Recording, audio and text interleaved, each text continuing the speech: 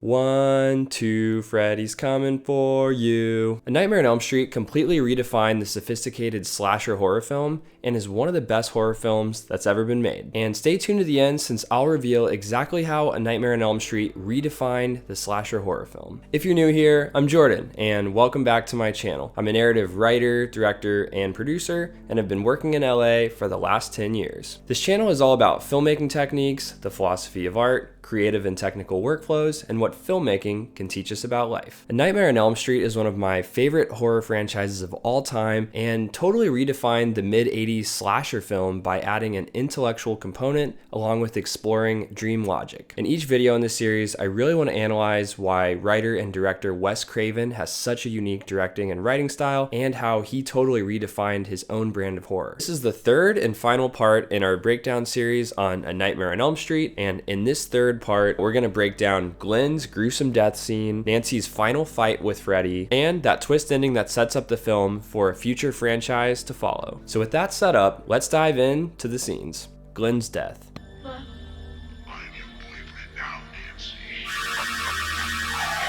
Another great use of practical effects and Freddy just doing creepy things that are sexually violating. So I think this further serves this idea of using the practical effects to metaphorically communicate how disgusting Freddy really is. Leading up to the scene where Glen gets sucked into the hole in his bed, we've also created parameters that make it so that not only Glen's parents think Nancy's crazy, they don't want Glen to hang out with her, but also the mothers put the bars in the door. She's locked the front door. Glen's parents have also left the phone off the hanger, so Nancy can't even call anymore. All the parents in the situation have created parameters where they don't believe their children, they're not enabling them, they're actively prohibiting them from trying to help each other.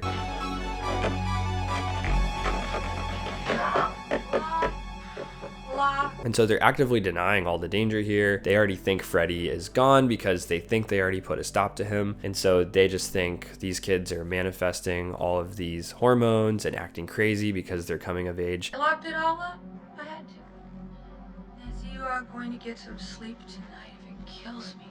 And I think that's also a realistic metaphor that oftentimes teenagers and parents don't always connect. Parents aren't always able to understand what's going on with teenagers, even though they've been there before. And teenagers definitely think parents don't understand what they're going through. So Give me the key, Mother. I can't. You don't even have it on me. I think this also further reinforces the idea that the parents in this story very much are prohibiting the safety and the ability for these teenagers to protect and help each other and secure themselves from this growing danger from Freddy.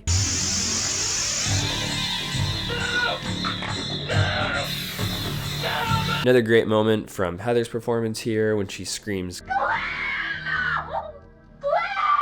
this is almost her scream signifying she knows Freddy's coming for him. There's nothing he can do. He is a sitting duck. And I think her scream fully represents that she already knows he's done for.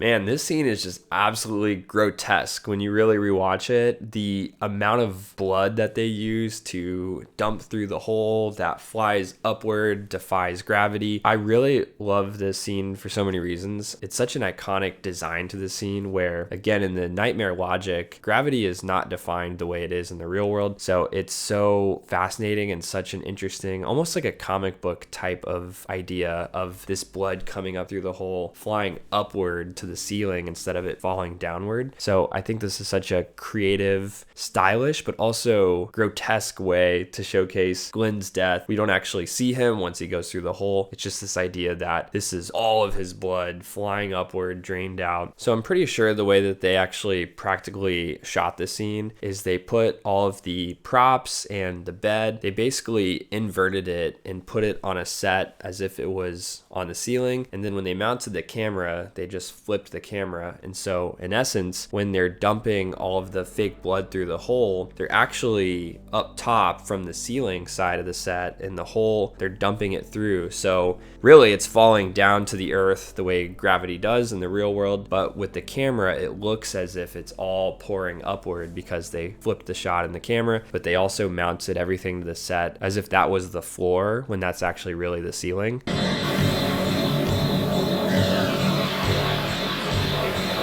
So it's a cool way of, again, practical filmmaking and smoke and mirrors. I think it also mirrors certain elements that you see in The Shining when all the blood flies down from the elevator into the hotel hallway, an intense amount of blood. It almost evokes a visceral reaction. And I also think, again, it ties into the symbolism of blood represents many different things. It could be period blood, it could be the blood of the human body, it could be so many other things that I think this ties to. So I think this scene is just so well designed, so creepy, and again supports the idea that I talked about before of Wes Craven's creative set pieces. Even though some of these death scenes like Tina's death and Glen's are so horrific in many ways, they also have an element of being stylish and well designed just from a creative standpoint, and they're just creative deaths that I think other killers wouldn't be doing. But Freddy gets creative with the way that he kills people, which is also sick in a way because he's just having fun playing with his kill things before he actually kills them, which is even more disturbing to me. The other thing that's horrific is the mother walks in to see this scene. It's her son's bedroom.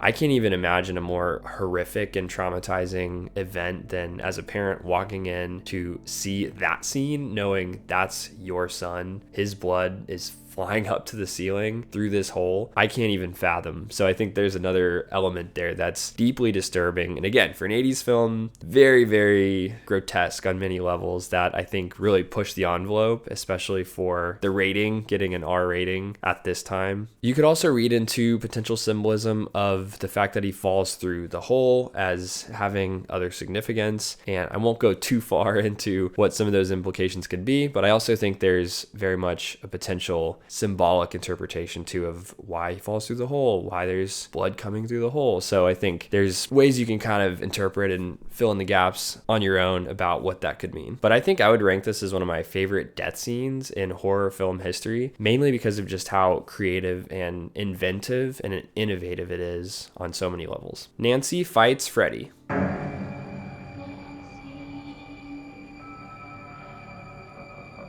When Nancy goes down the stairs, it again supports this idea that she's descending down into hell. She's descending into the boiler room. She's actually going to the place where Freddy lives to directly confront him. I love that. I think it's a very active choice for Nancy to actively go seek Freddy out.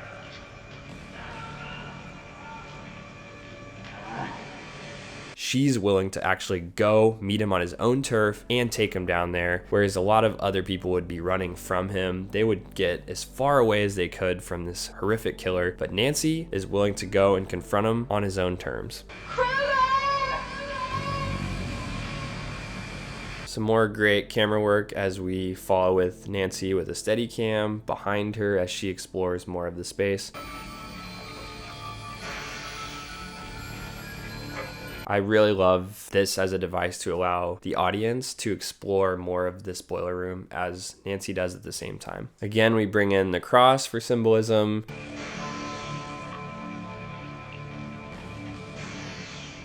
We have those very jarring 80s synthesizer sound effects. We're seeing just bits and pieces of Freddy's face and the claws. Everything feels consistent every time we're back in the nightmare. So I'm really enjoying the commitment to consistency here on the filmmaking choices. I think when Nancy finds Glen's headphones near the fire pit, that's her last straw. I think she was already determined, and this is the icing on the cake that really takes her to the next level of, I am absolutely taking this guy down no matter what the stakes. And we're starting to see her transform from a place of fear to sheer determination. And so I love that she's now taunting Freddy. One other thing I want to note too with the fact that she has laid all these different booby traps before this scene, she has a timer, she has a plan. She's already laid out a plan of when her father should come get her, especially when she gives a signal. And I think one thing that Nightmare on Elm Street is set out apart from its predecessors in the slasher genre is the fact that it really does treat its teens as smart and sophisticated. Sophisticated enough to actually create a plan, have smart ideas, execute the plan. They're not just dumb teens who are there there to get killed, which I think happens in a lot of slasher films. And so I think this is why it sets itself apart among a lot of the other slashers and redefine the slasher as the intellectual horror. Where are you, Krueger? I know you're here. It treats its characters with respect, especially with Nancy, is passive to active, carries out the plan, and has it actually go off without a hitch. She comes out of the dream with a timer she set. We're aware that she had planned to bring Freddy into the real world.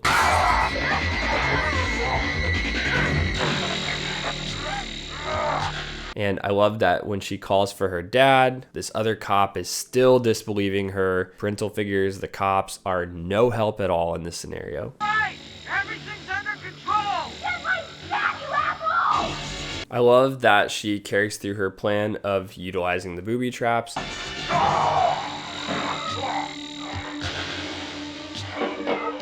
And then she very much uses Freddy's own kryptonite against him, which is fire. So he's already burned from the last time he was in the fire that the parents caused, and she basically is using his own kryptonite against him.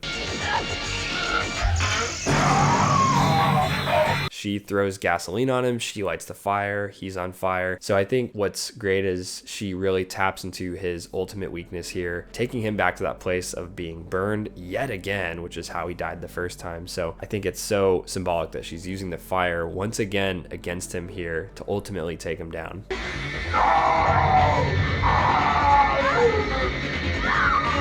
Does end up taking the mother character,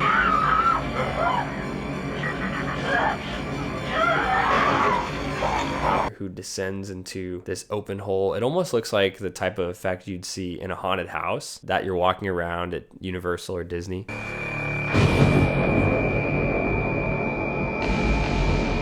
But I think it's fitting that he takes the mother, as tragic as it is, because she's one of the parents who was actively involved in taking down and killing Krueger when he was still alive. And so I think it very much makes sense that at the end of the day, no matter what, if he can't get Nancy, he will at least get the mother character, and he ultimately does get her.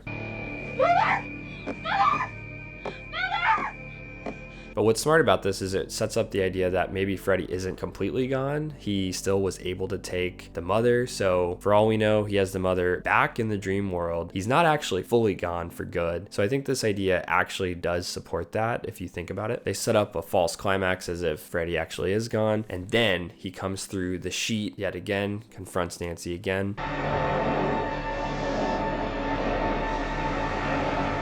And to pay off the Balinese dream skills that Glen's character talked about on the Venice Canal Bridge, she actively turns her back, takes away all the power. This is just a dream. You're not alive. Forcibly tells him that he is nothing, he has no power over her, it's all just a dream. You're nothing. You're shit. And then when he reaches for her, he completely disappears. So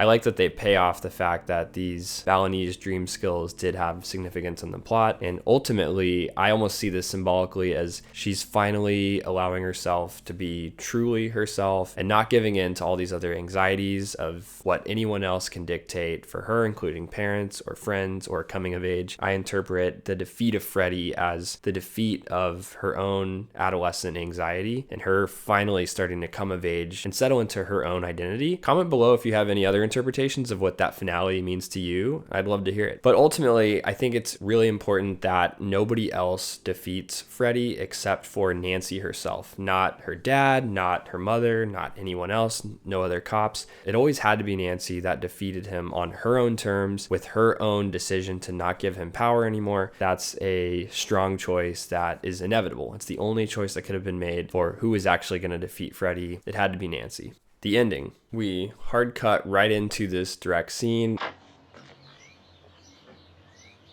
God. Bright outside, the music's different, everything looks a little brighter, and her mother steps out. So I think early on that triggers some alarms from a viewing standpoint where you go, was it all a dream? Was this whole film a dream? Bright.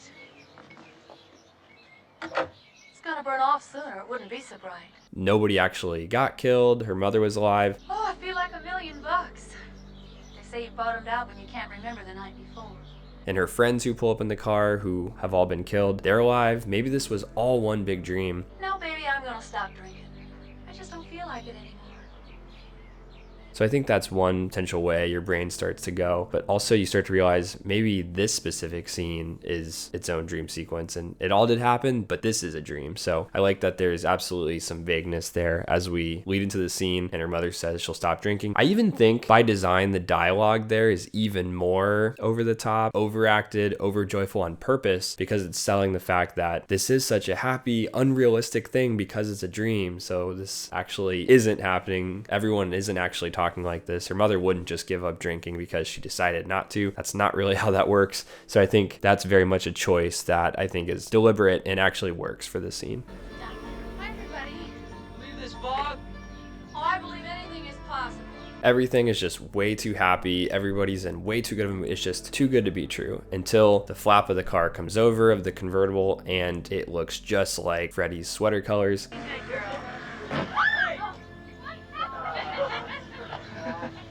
Now we realize something is really off here.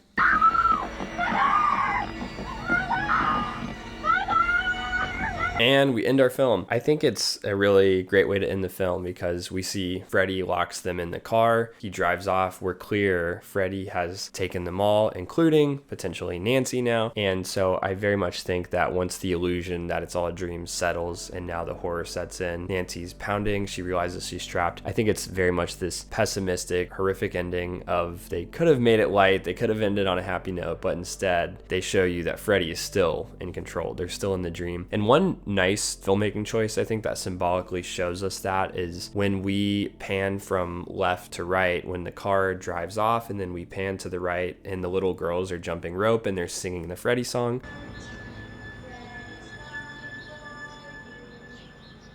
The way I see that is it's almost a visual transition of we're going back into full dream world. And it's the same thing that it mirrors that shot of when they're first driving up in the car. When we first meet Nancy and Glen and Rod is we see the girls jumping rope. And it's basically an inversion of that shot because we're going from the little girls panning right over to the real world. When the car rolls up, we meet all of our characters for the first time. But in this way, we're going from real world to full dream world. So I like that we're going from car to the little girls instead of little girls to the car as we do earlier in the film. So I think this is a nice bookend to that shot in the way that they frame it earlier in the film and how we come back to it as our final images in the film before we go to the credits. I think it's also just appropriate that the little girls are singing the Freddy song, the 1, 2, Freddy's coming for you as we go to our credits. And they even let them play a little bit over as the credits, lending itself to the idea that we're leaving you left in the dream instead of the happiness of reality and the security of reality. You're stuck in this nightmare for all to come.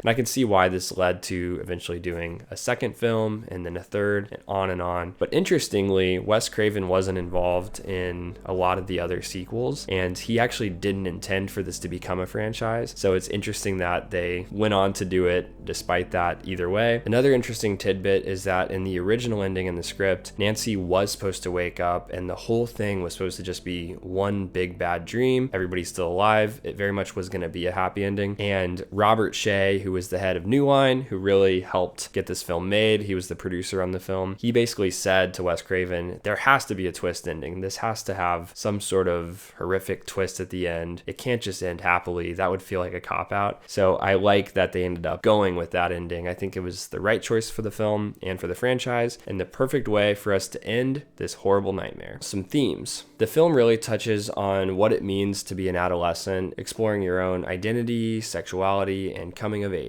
The parents keep denying what the kids really need, which is to be believed. Freddy exclusively attacks teenagers, and his actions have been interpreted as symbolic of the often traumatic experiences of adolescence. Nancy, like the archetypal teenager, experiences social anxiety and her relationship with her parents becomes strained. Sexuality is presented in Freudian images and is almost exclusively displayed in a threatening and mysterious context, e.g. Tina's death visually evokes a rape, Freddy's glove between Nancy's legs in the bath. Wes Craven Craven explained that the notion of the screenplay is that the sins of the parents are visited upon the children, but the fact that each child is not necessarily stuck with their lot is still there. Robert Englund observes that in Nightmare, all the adults are damaged. They're alcoholic, they're on pills, they're not around. Blakely says the parents in the film verge on being villains. Langenkamp agrees. Nightmare is a feminist movie, but I look at it as more as a youth power film. I think one of the other big changes that we really experience is the way that audiences watch movies now versus the way that they did in the 1980s. You can tell that a lot of the scenes move at a little bit slower of a pacing. There isn't so many images that are thrown at you in a barrage of editing and visual effects and special effects. Audiences back then were able to retain longer attention spans for slower paced films. This film would play differently today if it was made and if it was executed the same way. I don't know if it would be the big hit that it was when it came out in 1984. I actually am a big fan of the 2010 remake that they did of Nightmare on Elm Street, and it did feel much more contemporary. It basically was a remake of this first one, pretty beat by beat. So let me know in the comments below if you want me to do a breakdown of the 2010 remake, and I'd be happy to do that as well. So let me know. So that's why discussing films that were made before the early 2000s, I think the filmmaking style is just so interesting to analyze, and it's such a time capsule for the way films were made back then. And what's also pretty tremendous is to see how far a $1.8 million